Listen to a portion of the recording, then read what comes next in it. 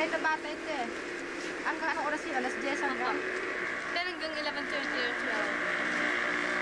Nag-work 2 hours? Nakapit ko na 2 hours. Nag-tricycle ka? Doon sa simbahan na pinuntahan namin? Doon. Dala-dalawin mo lula mo ha? Opo. Yan ang gusto nila, dumala ka na. Saka ang tattoo, dalawin. Ha? Ano? Sukulatan mo na lang ako.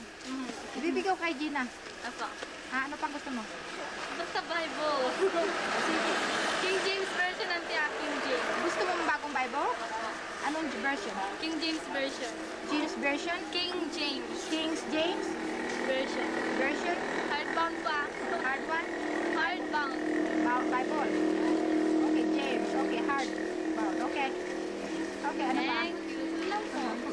Regards mo na lang ako kay Felix. Opo. Sabi nga niya, dalawin namin kayo nun. Kasi busy kami nag-i-invite. Ha?